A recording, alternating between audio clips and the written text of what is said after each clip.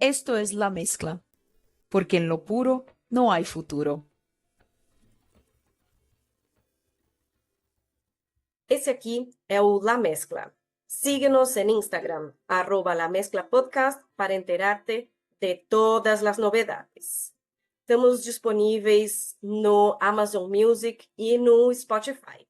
Hoje a gente vai conversar com Carlos Antaramian, especialista em comunidade armênia na América Latina. Muy bienvenido, Carlos. Muchas gracias por estar aquí. Para empezar, cuéntanos un poquito sobre quién eres, cómo te acercas a esto de la comunidad armenia latinoamericana. Sobre todo veo tu apellido, ¿no? Antaramian, y supongo que tendrás ascendencia armenia. Cuéntanos un poquito. Muy bienvenido. Muchas gracias por esta invitación. Es un gusto para mí estar charlando contigo para este auditorio en Brasil, que supongo que también es para toda América Latina. Bueno, soy descendiente de armenios que sobrevivieron el genocidio armenio, que llegan a México. Mi padre nace ya en México, entonces soy segunda generación de armenios en México, y cargando este apellido es una especie de estigma, sobre todo en una sociedad como la mexicana, en la que la gran mayoría de los apellidos son de origen hispano. Entonces yo, viviendo en México, pues siempre genera cierta curiosidad mi apellido. Entonces lo que decimos es que uno genera en unos pocos párrafos o en unos pocos brevísima historia, cómo es que llegó mi familia a México, qué es Armenia, siempre explicar que los apellidos armenios en un gran porcentaje terminan en IAN, IAN, que significa hijo de, y entonces este tipo de cosas vamos haciendo un breviario de la identidad armenia para compartirla con la sociedad mexicana. A mí particularmente estudié relaciones internacionales, ahí toqué el tema de los conflictos étnicos en el Cáucaso, de manera que empecé a estudiar Armenia a partir de sus relaciones internacionales, donde interviene sin duda también como pieza toral o fundamental el genocidio armenio. Pero después, en este curso de relaciones internacionales, tuve oportunidad de hacer una visita a África, y en África, el shock cultural que viví ahí en 1994 me llevó a preguntarme, bueno, ¿qué es esto? ¿Cómo es describir lo que estoy viviendo? Y esto me hizo hacerme antropólogo, tener una curiosidad antropológica, y entonces cuando terminé mi licenciatura en Relaciones Internacionales, empecé a estudiar antropología social. Y mis profesores, pues también, como lo que había indicado anteriormente, pues me preguntan cómo es que mi familia llega a México con este apellido Antaramian, poco común en México. Y ahí es donde tomo la decisión de estudiar la comunidad armenia en México, pero al ser tan pequeña, familias aisladas, propongo entonces como tesis, como proyecto de investigación en maestría y después en doctorado, investigar a la comunidad armenia en Argentina. Me voy entonces a Buenos Aires. Viviendo en Buenos Aires, conozco también Montevideo y veo que es una comunidad muy interesante. Entonces también voy abriendo el espectro de mi investigación antropológica y también estudio a la comunidad armenia en Montevideo. Después, como parte de mi proyecto doctoral, cambio y voy a Francia, luego a Armenia, y al final también voy incorporando, por ejemplo, estudiar a la comunidad armenia en Sao Paulo, y entonces voy teniendo una visión, sobre todo porque yo investigué la forma en la que se conmemora el 24 de abril. Eso me permitía ir a diferentes comunidades en un día específico y abrir una ventana para describir a las comunidades. Y así empiezo entonces a ver cómo fue la comunidad armenia en Argentina, sus orígenes, la forma en la que hace la rememoración, el peso tan importante para la diáspora armenia de la comunidad armenia de Montevideo, pero también incorporó después comunidad armenia en México, y ahí termino mi doctorado y empiezo a hacer ya investigación más descriptiva sobre cómo llegan los armenios a América Latina, y entonces hago investigación en Cuba, en la República Dominicana, porque vamos encontrando armenios dispersos por todo este continente, y lo que yo busqué desde un principio es enfatizar el papel que tuvo América Latina también como lugar de recepción de una comunidad como la armenia. Senhores! Olá, pessoal. Aqui é a Miriam Soares. Vamos fazer uma pequena pausa neste episódio para contar para você que agora a gente tem um programa de apoio no Apoia-se. Com a sua ajuda, eu vou conseguir melhorar nossa estrutura, investir em microfones melhores, garantir uma edição ainda mais caprichada. Afinal, como sempre dizemos, em lo puro não há futuro. E quem apoia também entra numa lista exclusiva de WhatsApp, onde a gente compartilha notícias e novidades culturais da América Latina. Quer entrar nessa mistura com a gente? Acesse apoia.se/La Mescla Podcast, mescla com Z, como você já sabe aqui no nome do nosso podcast. E vem fortalecer essa nossa mistura incrível. En lo puro no hay futuro. La pureza está en la mezcla. Quisiera dar un paso atrás porque quizás muchos de nuestros oyentes no estén familiarizados con la historia del genocidio armenio, y sé que esto da para horas y horas y horas de podcast, pero para quien no lo sepa, ¿podría darnos un contexto un poco de lo que es el genocidio armenio? ¿Qué ocurrió? ¿Cuándo ocurrió? Sí, bueno, es una política de exterminio que se inicia el 24 de abril de 1915, termina, podríamos decir, 1923, pero hubo secuelas también posteriores en términos de el genocidio. No solo es la eliminación de una comunidad física, sino también de su presencia simbólica o de su presencia cultural, y eso continuó durante muchos años en Turquía. Pero el proceso genocida también podríamos verlo como la descomposición del Imperio Otomano a finales del siglo XIX, en el que uno de los culpables a ojos del gobierno turco eran los armenios, que se les consideró como traidores, sobre todo porque también había grupos armenios, tanto en el Imperio Ruso como en el Imperio Persa. Entonces era una comunidad que no tenía un estado. El último estado armenio fue en 1375, en el que cae el reino de la pequeña Armenia, y este último rey de Armenia pues parte al exilio, está en Egipto, y luego llega a España, y ahí le conceden la ciudad de Madrid como su feudo, y se hace rey de Madrid. De manera que el último rey de Armenia fue el primero y único de Madrid durante 3 años. Entonces, desde 1375 no hay un estado armenio, son parte del Imperio Otomano, son una comunidad religiosa como había otras en el Imperio Otomano, y a finales del siglo XIX para el gobierno turco-otomano se convierten en un peligro, en un problema, y empieza a haber matanzas como en 1894, 95, 96, en la que mueren unos 300,000 armenios. Después hay un ensayo ya cuando cae el sultán y viene un gobierno de los jóvenes turcos que tenían como propósito renovar el Imperio Otomano y crear una nueva Turquía, un Yenitur. Ahí viene también un pogromo en contra de la población armenia de Adana en 1909,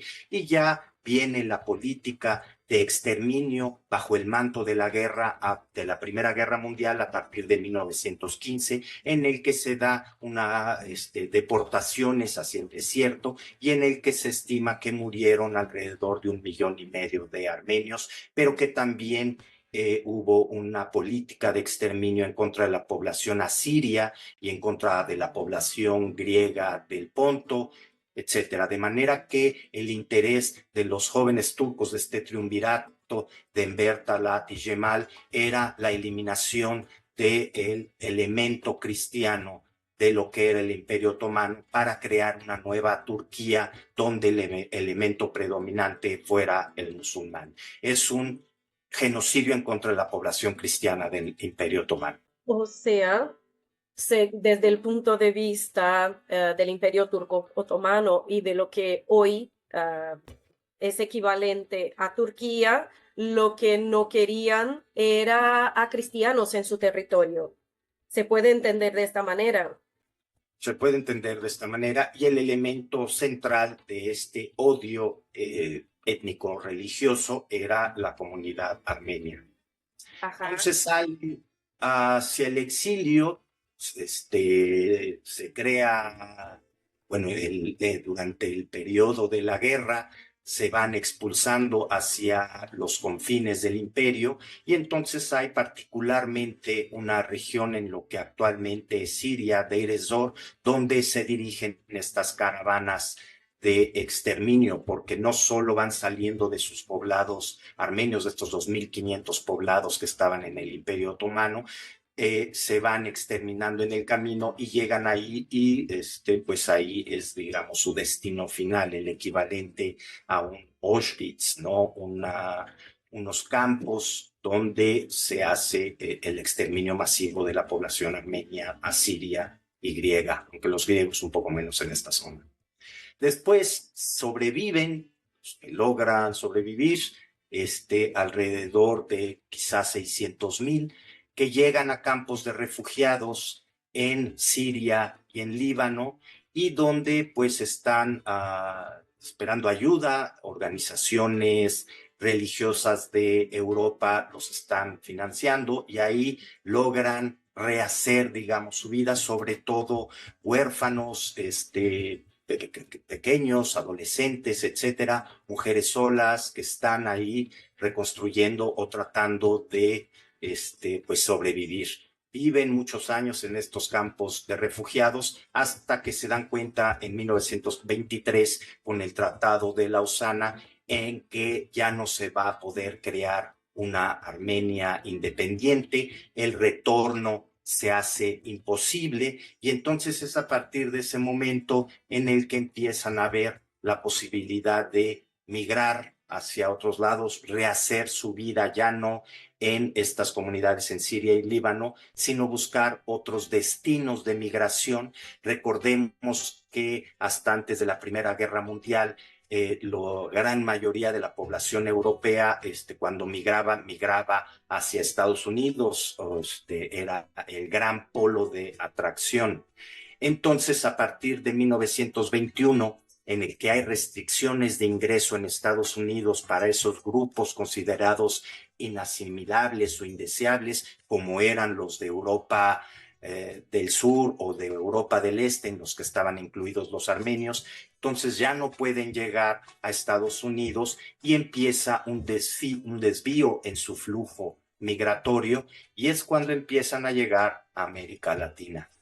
¿Cómo eran vistos los armenios en ese momento por la comunidad internacional? ¿Qué estereotipos estarían asociados a los armenios en esa época? ¿No? Para poner un ejemplo, ¿no? Los turcos son todos negociadores, ¿no? Los judíos son tacaños, no gastan ni un céntimo. Y por ahí va, ¿no? ¿Por qué se denegaría la entrada de armenios a Estados Unidos? ¿Qué se pensaba de los armenios? Ajá. Bueno, en ese momento también están las leyes nativistas en Estados Unidos a partir de 1917, que empieza un movimiento nacionalista en los Estados Unidos, donde se buscaba la creación o el mantenimiento de una América blanca, Make America White Again. Todo este discurso de Trump ya se había hecho en 1920-21, que era mantener el corpus social de Estados Unidos blanco. y o africano, porque como estaban los descendientes de los esclavos africanos, ellos sí podían obtener ciudadanía. Entonces hay una ley muy importante, me parece que es primera década o segunda del siglo XX, en el que Estados Unidos solo permitía el ingreso para aquellos grupos que podían hacerse ciudadanos, pero solo podían hacerse ciudadanos los blancos o los africanos. Esto permitía la entrada de todas las personas del Caribe. Pero los armenios no se sabía si eran blancos o que eran o asiáticos. En Estados Unidos hubo una restricción para la población asiática desde 1881 en contra de la población china. Después se ampliaría para los coreanos y japoneses, y entonces no se quería el ingreso de asiáticos. Pero ¿quiénes son los asiáticos? En realidad era desde Marruecos hasta las islas del Pacífico. Todo ese gran continente asiático donde estaban los armenios, donde estaban también los judíos del este o los judíos del Imperio Otomano, pues no tenían la posibilidad de entrar a Estados Unidos. Y entonces, pues se les cierran las puertas, se crean las leyes de cuotas en las que se les permite solo el ingreso a muy poco, a un número reducido, también de rusos, etcétera. Entonces, el interés de estas leyes era mantener el corpus anglosajón de Estados Unidos. Y todos aquellos grupos, sobre todo también del sur de Europa, italianos, españoles, griegos, no podían ingresar a Estados Unidos. En 1914 el número de italianos que entra a Estados Unidos es altísimo. Para 1921 esto se reduce a menos del 5% de los que habían entrado en 1914. Entonces también los italianos vieron su ingreso a Estados Unidos limitado y empieza también su desvío hacia América Latina. Entonces es particularmente interesante ver cómo a partir de las leyes de cuotas en 1921, que después se acentúan en el 24, es cuando llegan la gran mayoría de los judíos, libaneses, armenios, también italianos, a México o a Cuba. Después, en estos dos países también vienen restricciones de ingreso para estos grupos, a partir de 1927-28 en México, 29 en Cuba, y el flujo migratorio se desvía hacia Sudamérica, que es cuando se da la gran llegada de armenios, libaneses, judíos a Brasil, Argentina, Uruguay. 1928, aunque hubo migración anterior, esto no lo impide, pero hubo un gran flujo a partir de 1928. Después también entrarían restricciones en Colombia o en Centroamérica. De manera que la presencia de armenios, judíos, libaneses que hay tan nutrida en América Latina, en gran medida son por las restricciones que hubo en Estados Unidos. Y es algo que podemos verlo todavía. Cuando Estados Unidos abre sus puertas, la migración se dirige para allá. Cuando la cierran es cuando se dan flujos que llegan a México, que llegan a Brasil, etcétera.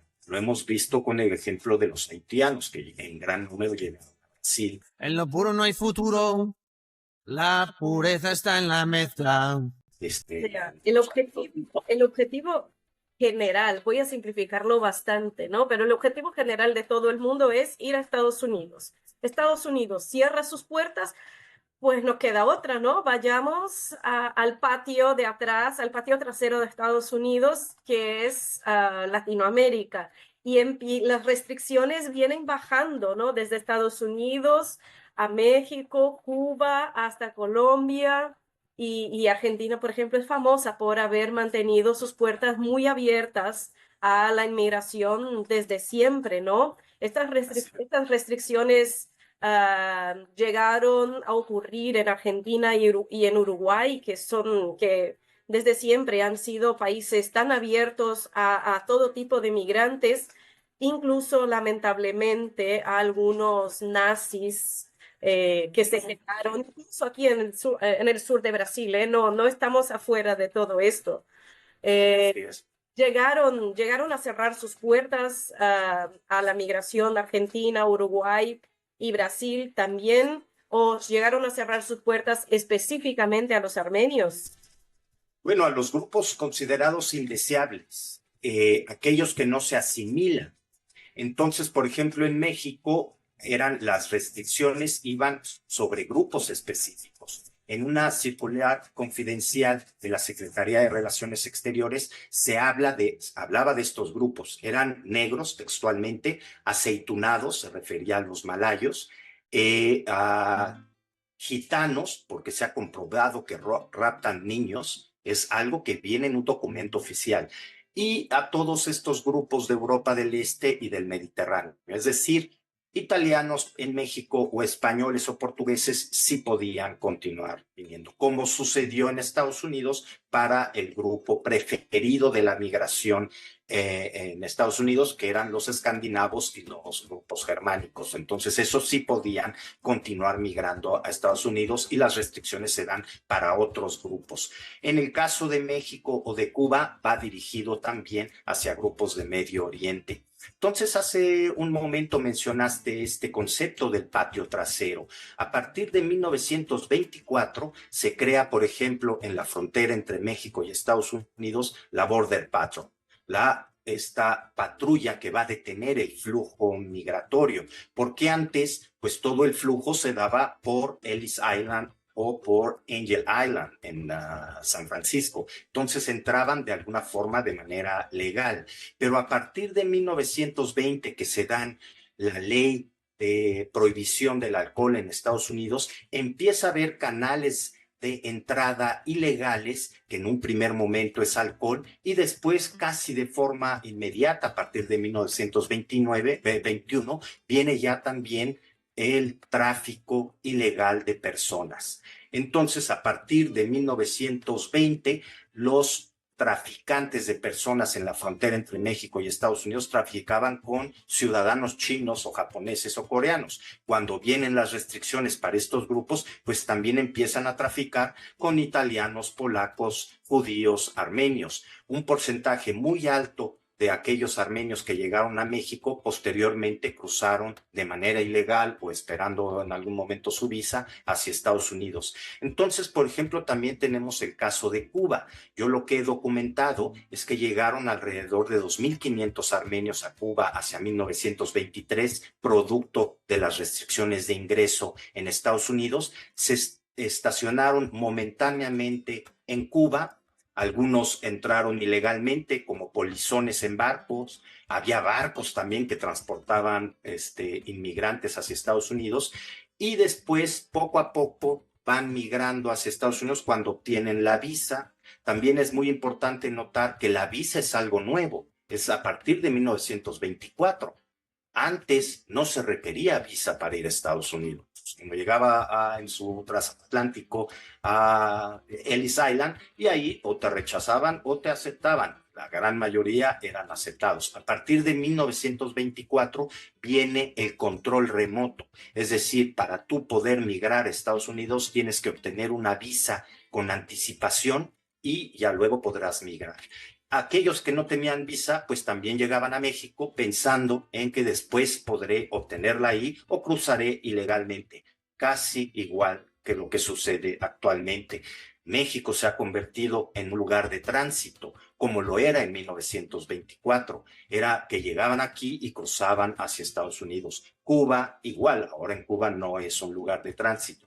Pero ahora lo que estamos viendo es que casi todo el continente americano se ha convertido en una ruta de migración. Hace poco me tocó observar cómo salían muchos senegaleses y yo me tocó verlos en el aeropuerto de Madrid. Mi vuelo iba a San Salvador y el vuelo iba lleno de senegaleses que no se les permitió el ingreso a El Salvador, pero Nicaragua les otorgó visa o podían comprar fácilmente la visa y entonces ellos iban a Nicaragua. Se quedan en Nicaragua e inician ahí su caravana que los llevará hacia Estados Unidos de manera ilegal, pero entraron a América de forma legal porque obtuvieron una visa nicaragüense. Entonces, esos son fenómenos que seguimos viendo. Y los armenios pues también están obteniendo en algunas ocasiones visa para México y después su intención pues sí es ir a Estados Unidos. ¿Cómo es en 1924 esa intención. Me gusta mucho siempre mencionar la película América, América de Elia Kazan, que es justamente la idea, América para un gran número de migrantes en Europa a finales del siglo XIX y XX, no era el continente americano. América es solo en los Estados Unidos, ¿no? En la mezcla de lo puro, ya antes que puro fue mezcla. Bueno, les recomiendo a los oyentes que vayan ahí, por ejemplo, a Google Maps y busquen dónde está Armenia. Creo que muchos no lo sabrán, ¿no? Y Armenia es un país que no tiene salida al mar. Así que, y me contabas que los armenios llegaban normalmente en transatlánticos. ¿Qué ruta hacían normalmente en el momento del genocidio para escaparse de allí? ¿Cuáles eran los caminos más frecuentes para poder llegar al continente americano, ya sea a Estados Unidos o al resto de Latinoamérica? Bueno, algo que es muy importante señalar es que lo que ahora vemos en el mapa como la República de Armenia es el 10% de los territorios donde vivían los armenios. La gran mayoría de los armenios que uno conocerá en Sao Paulo o en Buenos Aires no vienen de esa esquina que es la actual República de Armenia, vienen del centro de Turquía. Vienen de las provincias orientales que ahora es Diyarbakir, Van, Harper, está en el centro de la actual Turquía. Después también había una gran población ya en lo que nosotros conocemos como Cilicia. La Cilicia armenia es la costa mediterránea oriental al norte del Líbano, donde también había muchos armenios viviendo ahí desde el siglo XI. Quizás hasta algunos anteriormente. Entonces, esta era también una zona de población armenia. Estos son los que llegan como refugiados a Siria y Líbano. De manera que los que uno conoce en América Latina, muy pocos serán de la actual República de Armenia. La gran mayoría vienen de lo que era el Imperio Otomano y la actual Turquía. ¿Cómo es la ruta? Están en campos de refugiados en Siria y Líbano, muchos en Beirut. Había un barrio en Beirut, Carantina, donde había una población enorme de armenios. Después ellos también fundan Burj Hamud, que es un barrio en Líbano, predominantemente habitado por armenios. En Líbano, por ejemplo, en algún momento había alrededor de 400,000 armenios viviendo ahí, que eran descendientes de los sobrevivientes del genocidio. Entonces la ruta empezaba justamente ahí, en Beirut, o aquellos que habían llegado como refugiados a Grecia, pues empezaba en el Pireo, en Atenas. Después vienen, obtienen quizá la visa en Marsella, una visa para Brasil, para Argentina, para los Estados Unidos, a partir de 1924 que se hacen esto de las visas. Entonces ahí obtienen estos salvoconductos y desde Marsella, ya sea que se fueran al norte de Francia y de ahí tomar un transatlántico hacia Nueva York, o desde Marsella llegar a La Habana, México, o hacia Brasil o hacia Argentina. Entonces vienen por el Mediterráneo, que es su ruta natural, digamos, de migración. Ajá. O sea que durante el genocidio, además de mucha población, Armenia también perdió gran parte de su territorio. Sí, bueno, eran una de las minorías del Imperio Otomano. Entonces, vivían ahí en el Imperio Otomano desde antes que llegaran los turcos, 1000 años antes, poco más. Y entonces, pues eran los nativos de la actual Turquía. Cuando se hace el Imperio Otomano, son parte del sistema de la sociedad turca. Del Millet, ellos forman un Millet como lo forman también los judíos expulsados de España que llegan al Imperio Otomano, también conforman un Millet, una comunidad religiosa. Entonces eran una de las comunidades religiosas del Imperio Otomano. Hacia 1900, los cristianos en el Imperio Otomano conformaban la mitad de la población. Eso también es siempre importante decirlo. Para 1926, de los 2,5 millones de armenios que había en 1914, quedan 26,000. Es decir, la gran mayoría es exterminada en el genocidio y los otros salen como refugiados hacia el Líbano, Siria o a la naciente República de Armenia. Hablábamos hace un momento de que el último estado armenio fue en 1375 con el rey León, y la nueva república se crea en 1918. Entonces pasó un periodo muchos años para que se pudiera formar un nuevo estado armenio. Y ese se da en un rincón de los territorios habitados por armenios, que es la actual República de Armenia, creada en 1918. Ajá, entonces, las actuales fronteras de la República de Armenia, ¿cómo se formaron? Porque incluso sé que hay muchos países que no reconocen el genocidio armenio hasta hoy, y Turquía obviamente es uno de ellos, ¿no? Entonces son dos preguntas en una. ¿Cómo se conforman las fronteras actuales de lo que es Armenia hoy? ¿Cómo es la relación actual con Turquía? Hace unos meses hubo un roce importante, ¿no? Hubo una amenaza ahí de un regreso a la guerra, a un conflicto. ¿Nos puedes contar un poco acerca de esto? Sí, bueno, las fronteras actuales de Armenia son 29,000 kilómetros cuadrados, un poco más,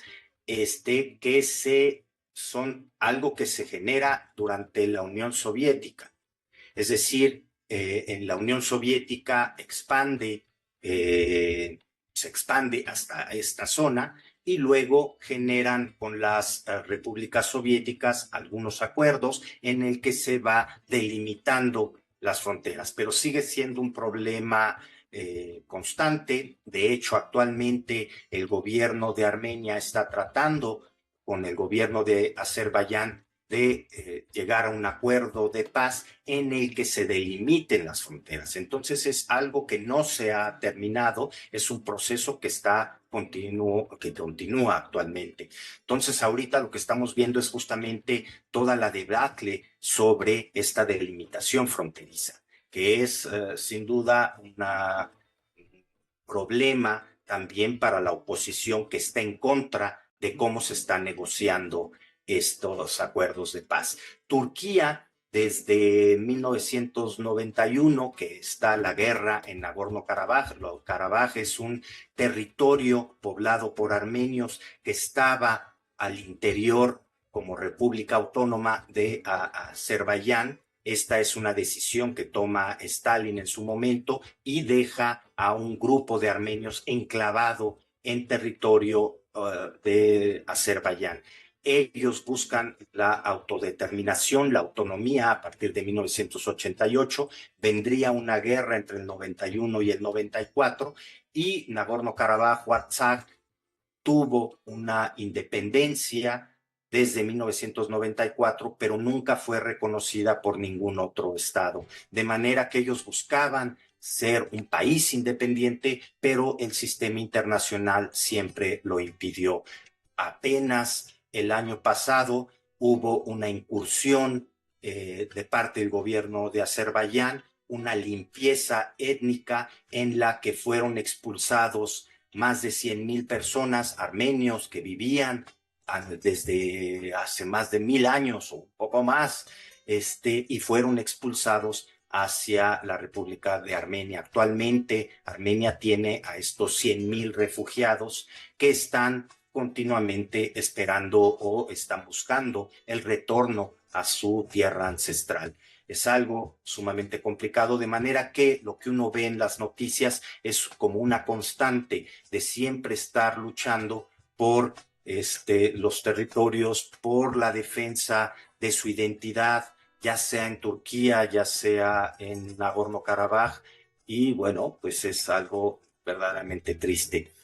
Turquía entonces mantiene un bloqueo. Las fronteras entre Armenia y Turquía están cerradas, como también están cerradas las fronteras entre Armenia y Azerbaiyán. Armenia solo tiene entonces frontera abierta con Georgia y en el sur con Irán.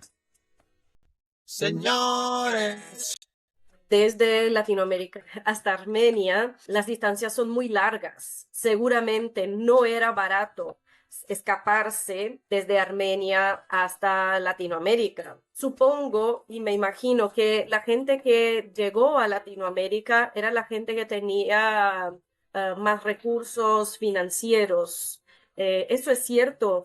¿Qué perfil? ¿Se puede establecer un perfil general del migrante típico que llegó a Latinoamérica? Sí, normalmente ahora también lo vemos, ¿no? La gente que vive en la miseria no tiene la oportunidad o la capacidad o el dinero para migrar. Son los que se quedan. El que puede migrar tiene algunos recursos o hay sacrificios por parte de la familia, que es lo que vemos actualmente. La familia se endeuda y mandan a uno de sus miembros para migrar, que posiblemente en el futuro sea él el que tenga capacidad para después llevarse al resto de la familia. En 1924 también sucedió algo parecido. Los que lograron migrar, comprar un billete para el transatlántico, es que tenían algún familiar que había migrado con anterioridad, que estaba allá en Estados Unidos, que les mandaba dinero para poder migrar, o algunos que lograron conservar algunas pocas monedas después del genocidio y con eso comprar un billete del transatlántico, pero también es muy importante decir que en su gran mayoría llegaron en la miseria. Pudieron pagar el boleto transatlántico, pero al llegar a los puertos de Sao Paulo o de Montevideo o de Buenos Aires, llegaban con una mano, con las dos manos atrás, no tenían recursos en su gran mayoría, habrá siempre excepciones, pero en su gran mayoría llegaron sin dinero. Entonces aquí yo he visto cómo a un armenio, por ejemplo, esto lo documenté, se le permite ingresar aunque haya comprobado su mendicidad. Es decir, no tenía dinero ni para pagar ese pequeño impuesto que se les pedía para poder entrar a Veracruz, en México. Entonces, pues llegaban así. Y luego viene entonces también la solidaridad comunitaria, que pasa mucho en la comunidad armenia, como también pasó con la judía o la libanesa. Eran los que habían migrado con anterioridad, que te apoyaban, que te daban calcetines, que te daban ropa para que tú pudieras vender, y así se iniciaba el comercio ambulante, los mascates que dicen en Brasil. Era un sistema en el que alguien te apoyaba a través de redes solidarias de la comunidad, y así empezaban a salir adelante. Podían con el tiempo pues ya hacerse de una pequeña tienda o dedicarse a los zapatos. Particularmente los armenios es muy interesante porque el oficio que aprenden en los orfanatos o en estos campos de refugiados es zapateros, es hilanderos, etcétera. ¿A qué se dedican los armenios en los primeros años cuando llegan a Brasil, Argentina, México o Cuba? Son zapateros. Todavía actualmente hay armenios que tienen el control de un porcentaje muy alto del comercio de zapatos en Sao Paulo. Lo mismo en Argentina, lo mismo en México. Entonces son estos oficios que se fueron aprendiendo en estos orfanatos que les permitieron también desarrollarse en América Latina. Particularmente el caso de los zapatos es un ejemplo. Qué curioso, no me había dado cuenta, me tengo que fijar cuando caminé por São Paulo. ¿Ya venían con algún grado de alfabetización, algún grado de educación formal? ¿Venían ya con alguna profesión desde Armenia o llegaban todos muy jóvenes aquí? ¿Cómo es el nivel educativo de ese migrante típico? Sí, bueno, los sobrevivientes del genocidio, un porcentaje muy alto son niños o adolescentes. Entonces su educación se vio truncada. O mujeres, también hubo un caso fuerte de mujeres que lograron sobrevivir, que algunas fueron secuestradas, raptadas y terminaron en harenes, con grupos kurdos o turcos, y después rescatadas. Llegan a los campos de refugiados y ahí empieza justamente, además del aprendizaje de estos oficios, también la alfabetización. empiezan ahí, aprenden a leer y escribir, pero aprenden a leer y escribir en armenio. Entonces, cuando llegan a México, pues saben leer y escribir en un alfabeto diferente. Entonces, también cuando llegan a México o a Brasil, pues tienen que aprender nuevamente.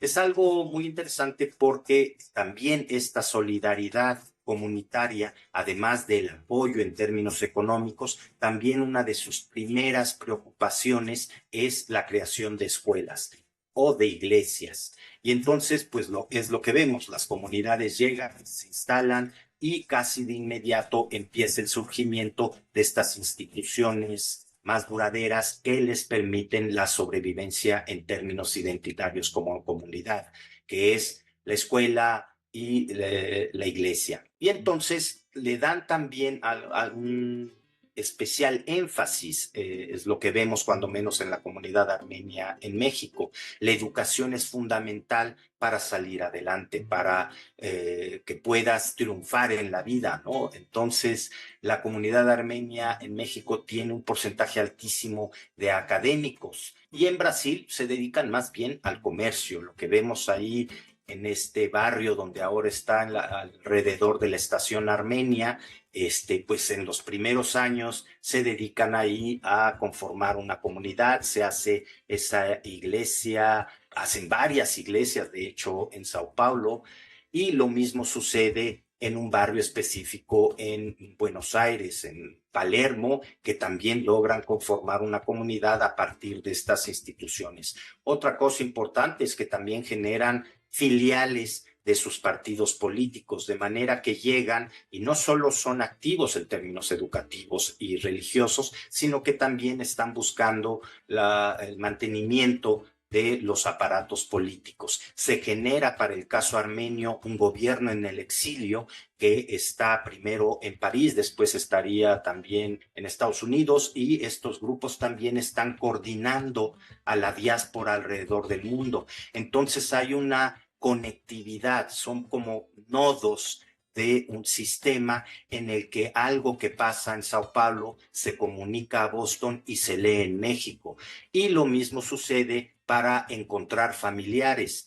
Digamos que después del genocidio es una explosión en la que terminan algunos en un orfanato, otros en otro, pero después con el tiempo, en 1920, 30, 40, se están tratando de coordinar para reunirse. Y entonces se publican en estos periódicos de la diáspora, pues estoy buscando a mis hijos o a mis primos que creemos que sobrevivieron, y alguien lee esto en Sao Paulo y dicen, sí, aquí están. Y entonces viene toda esta conexión a partir de los nodos estructurados que había de la prensa armenia, de un gobierno en el exilio y de las comunidades, de las iglesias armenias que también están ya en la diáspora. Y qué interesante, porque eso sucede en la década de los 40, cuando la idea de Internet o de redes sociales aún era muchísimo lejana, ¿no? En lo puro no hay futuro. La pureza está en la mezcla. Además, sabemos que los armenios tienen una aportación importante a la ciencia, a la política y a las artes en Latinoamérica. Aquí en Brasil, por ejemplo, una persona famosa es la actriz Aracy Balabanian, que murió hace no mucho tiempo. Estamos aquí en septiembre de 2024, hará un par de años más o menos, ¿no? Y era la actriz que hacía un programa cómico que se llamaba Sai de Baixo, que tuvo un éxito tremendo a fines de los 90, si no estoy equivocada. Yo lo veía muchísimo, ¿no? Entonces, a ejemplo de Aracy Balabanian, ¿nos podrías nombrar otras personas que tengan aportaciones relevantes a la cultura, a las ciencias, a la política en Latinoamérica? Sí, bueno, en el caso de México, que puso un especial énfasis en la educación, tenemos a alguien que fue rector de la Universidad Nacional Autónoma de México, que es la universidad más importante en este país, y después fue presidente de la CONABIO, la Comisión Nacional para la Biodiversidad, de manera que es un académico y muy importante, emérito, y su hijo fue ¿Cómo se llama? José Saruján. Y su hijo fue embajador de México en Estados Unidos, probablemente, sin duda, la embajada más importante de México en el exterior. Entonces, así como él, hay otros personajes que también han aportado mucho para la cultura, las artes. La primera doctora en astronomía de México es una armenia de Istambul. Y como esto podemos mencionar casos en Argentina o en Uruguay, etcétera. Siempre me gusta decir también que en Cuba hubo muy pocos armenios, pero algunos participaron también en la Revolución Cubana. Como en México tenemos un caso que es anterior al genocidio, pero que también fue muy interesante. Jacobo Jarutián fue un general durante la Revolución Mexicana, de manera que tenemos siempre los episodios importantes de la historia. Y como decía Michael Arlen, cuando uno busca en la historia universal, siempre vas a encontrar un armenio o armenios, aunque estén en los pies de página, aunque estén en esas pequeñas notas de la historia. Y así también sucede con el caso de México, ¿no? Tenemos también actrices como Rosa Gloria Chagoyán, que fue una actriz muy importante del cine mexicano, la más taquillera del cine mexicano en los 70, o también en Estados Unidos. Entonces los armenios tienen un particular gusto por siempre decirte que fulanito de tal o X es de origen armenio, porque sobre todo cuando hay culturas que han sobrevivido el casi exterminio de su comunidad, pues tienden a enfatizar aquellos personajes que lograron sobrevivir. Y el caso, pues, armenio sí es particularmente interesante. En Brasil, no sé qué tanto se conocen los armenios. El que tengan una estación de metro en Sao Paulo me parece también algo que la gente sabe lo que es Armenia. En México todavía nos cuesta un poco más de trabajo enfatizar qué es Armenia, dónde está, cómo es que somos cristianos, qué tipo de cristianismo es el armenio, porque además no es ni católico ni es ortodoxo, es separado de estos dos grandes grupos de la cristiandad. Es Tampoco autónomo son, desde tampoco son, 451. tampoco son evangelistas neopentecostales. No, ¿Cómo? aunque hay armenios evangelistas, aunque hay armenios católicos, la gran mayoría de los armenios es una iglesia autocéfala, cabeza de sí misma, separada de la ortodoxia, digamos, del catolicismo de la iglesia en el año 451. De manera que desde el siglo V ya es una iglesia autónoma. Y estos son los que también han pues mantenido un bastión muy importante de la identidad armenia. Personalmente, tú hablas armenio. ¿Qué vínculo mantienes con la Armenia de la actualidad? ¿Hablas armenio? ¿Vas con frecuencia a Armenia? ¿Te quedan parientes allí? ¿Te queda familia? ¿Los vas a visitar o vas más por la investigación? ¿Qué relación mantienes actualmente con Armenia? Sí, mi familia no habla armenio y yo tuve siempre el interés de aprenderlo, pero entonces ahora viene este problema, que hay dos variaciones dialectales del armenio. Hay un armenio occidental, que es el que se hablaba en el Imperio Otomano, que es el que se habla actualmente en Líbano o en Siria, que es el que se habla en la diáspora. En Brasil se habla armenio occidental. Y luego está el armenio oriental, que es el que se habla en la República de Armenia o en Irán o en el sur de Rusia. Entonces tenemos dos armenios. Entonces cuando quieres aprender armenio, pues tienes que decidir también cuál de los dos, porque bueno, a ver, también es complicado que aprendas los dos. Entonces yo ahora que visito más constantemente Armenia, pues tengo este problema de que tengo nociones del armenio occidental, pero también empiezo a aprender el armenio oriental. No es que no se entiendan uno al otro, son comprensibles, pero la forma en la que se conjuga, la forma de escritura cambia un poco, entonces es un poco como el español y el portugués, quizá. Entonces sí hay ciertas diferencias que son importantes siempre notarlo.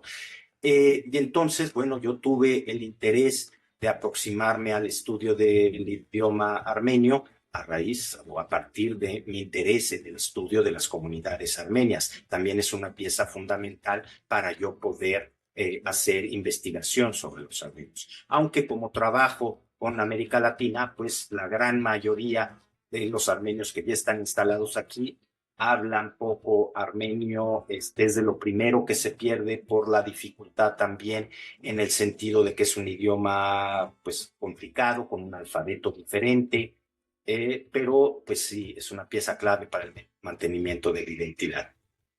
Sí, regreso constantemente a Armenia, sobre todo también para tratar de entender hacia dónde va en términos políticos, también ver cómo es la relación entre Armenia y la diáspora. No siempre es muy amable, siempre puede haber roces, como en cualquier sistema democrático, donde hay discusiones importantes sobre cómo es que se va a hacer la política internacional o actualmente la política en términos del acuerdo de paz. La diáspora mantiene un posicionamiento o un grupo importante de la diáspora mantiene una posición contraria a lo que está haciendo actualmente el primer ministro, aunque hay grupos dentro de la misma diáspora que sí lo apoyan. La diáspora no es una unicidad, no es un solo cuerpo, sino que es es múltiple y que puede tener constantemente también diferencias al interior, como con su relación con la República de Armenia.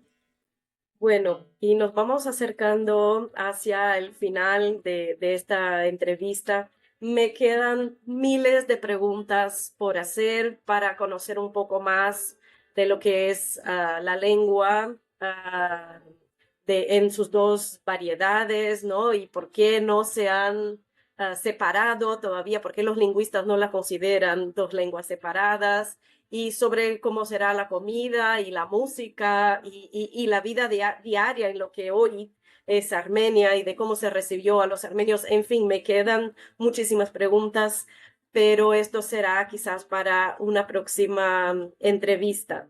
Y antes de terminar, me gustaría, Carlos, que nos dejaras algunas recomendaciones, porque al menos aquí en Brasil, aunque tengamos en São Paulo una estación armenia, la gente no se entera, no sabe de lo que es, no sabe lo que es el genocidio armenio.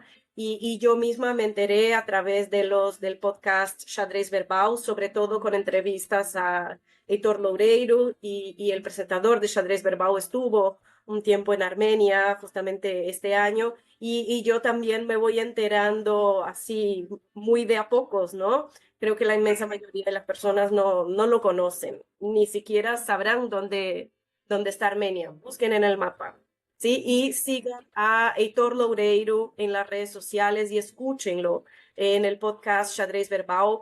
De vez en cuando da entrevistas y sale por ahí con mucha información interesante. En la mezcla de lo puro, ya antes que puro fue mezcla.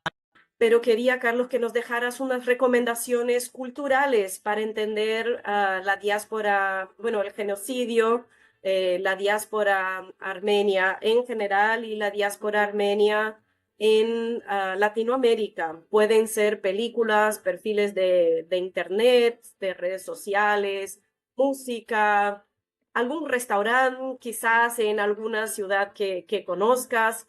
De verdad, es algo muy abierto. Bueno, para Sao Paulo hay restaurantes, hay un club armenio, Sama, hay un portal Armenia, que es un portal de noticias donde escribe Heitor Loureiro, y lo mismo en Argentina o en Uruguay. En realidad uno puede poner, bueno, a ver, buscar armenios en Argentina y encontrarás muchos portales donde también te podrá llevar a eventos especiales, conciertos de música. Para el caso de Argentina es muy nutrida la actividad cultural. En Sao Paulo me parece que también. Río creo que tiene una vida más pequeña en términos de comunidad armenia, porque ahí llegaron pocos. La gran mayoría están en Sao Paulo.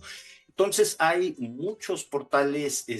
Recomendaría, por ejemplo, esta película The Cut de Fatih Akin, que es un realizador turco que vive en Alemania, que habla sobre una familia armenia, cómo sobrevive el genocidio y cómo va en búsqueda de sus hijos y pasa por Cuba. Entonces, para mí es interesante ver cómo también las rutas son mencionadas en estas películas. Hace rato mencionábamos la otra de Elia Kazan, América, América. Sin duda, recomendar Aram, una película muy interesante francesa, El color de la granada, de Sergei Parajanov.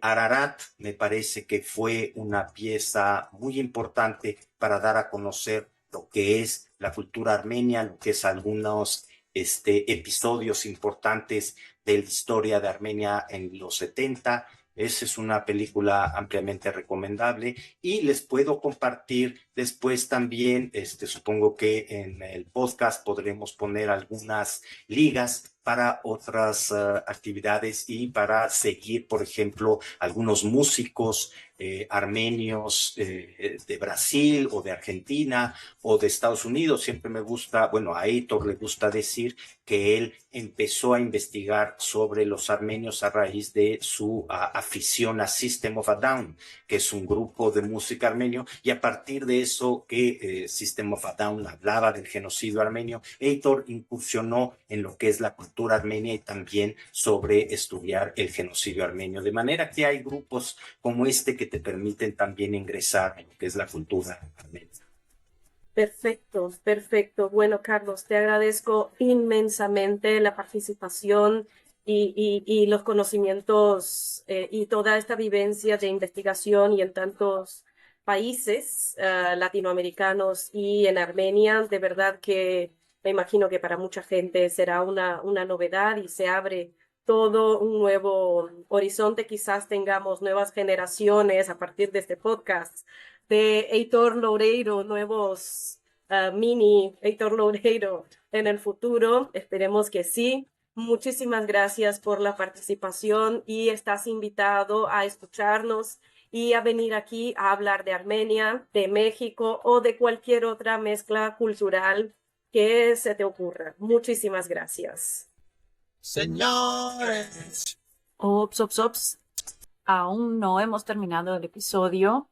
Se me ocurrió, después de hablar con Carlos, pedirle que nos enviara un pequeño saludo aquí en armenio. Así que muy amablemente Carlos me lo envió por WhatsApp y se lo pongo por aquí.